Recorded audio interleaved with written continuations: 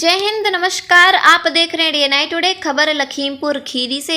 फरार दरिंदों तक नहीं पहुंच सकी पुलिस, मृतक परिजन भयभीत।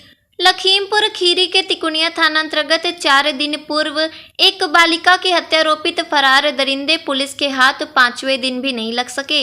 मिर्जापुर, भदोही, वाराणसी, जौनपुर के बाद अब लखीमपुर खीरी जनपद भी शासन की जीरो टॉलरेंस को चुनौती देना शुरू कर दिया है। मृतक बालिका के परिजन इस बात को लेकर भयभीत हैं कि फरार दरिंदों की पहचान और गिरफ्तारी नहीं हो सकी तो और अनहोनी से इनकार भी नहीं किया जा सकता। मामला यह सामने आया है कि बसंतापुर निवासी साबिर की 13 वर्षीय पुत्री सिमरन 8 अक्टूबर को एक मदरसे में पढ़ने गई थी। देर शाम तक घर न लौटने पर परिजनों को चिंता हुई और खोजबीन करने लगे, लेकिन सिमरन का पता नहीं चल सका। रात बीतने पर 9 अक्टूबर को सुबह सिमरन का शव गन्ने के खेत में मिला था। शव मिलने के बाद रोते बिलखते परिजन हत्या का आरोप लगाते हुए पुलिस को सूचना पहुंचाई।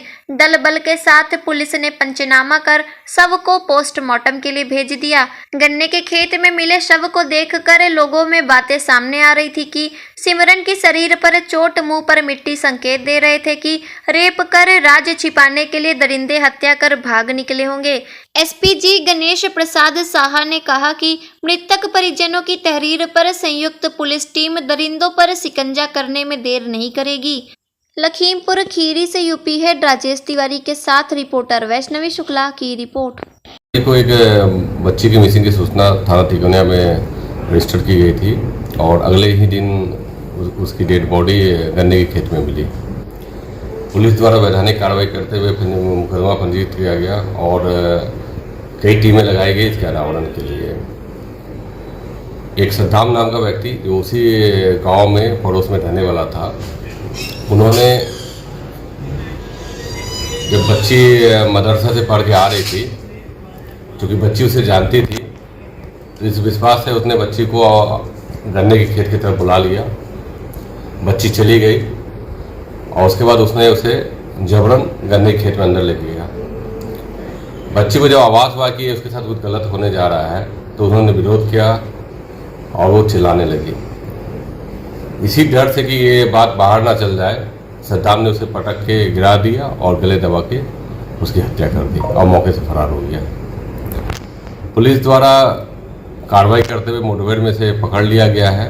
मैं ये भी बताना चाहूँगा कि इसमें अल्प समय में चार्जशीट दाखिल करके चार्ज फ्रेम करके कार्रवाई करते हुए इसको सख्त से सख्त सजा दिलाने की प्रभावी पैरवी की जाएगी और इसका सारी कार्रवाई का मॉनिटर मैं स्वयं करूँगा। सर, पुलिस पर भी फायरिंग की है आरोपी ने। निश्चित तौर पे जब अपराधी भागते हैं तो इस तरह की घटनाएं करते हैं, फायरिंग करते हैं, लेकिन अंततः उसे पकड़ लिया जाता है और पकड़ के उसे जेल भेजा जाता है।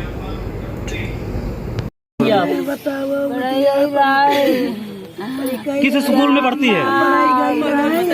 मदरसा में। ये कितने बजे की घटना है? मतलब कब से लड़की आपकी गायब है? 11 बजे। तो क्या आपने स्कूल में सूचना प्राप्त किया कि मतलब लड़की आपकी स्कूल पढ़ने गई थी या नहीं गई थी? अच्छा।